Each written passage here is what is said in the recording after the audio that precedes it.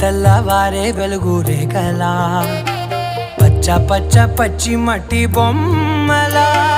అల్లి బిల్లి వెన్న పాల నురగలా అచ్చ తెలుగు ఇంటి పూల కొమ్మలా దేవదేవుడే పంపగా ఇలా దేవతే మా ఇంట అడుగే పెట్టెనంట బ్రహ్మ కళ్ళలో కాంతులే మా అమ్మలా మా కోసం మళ్ళీ లాలి పాడేనంట.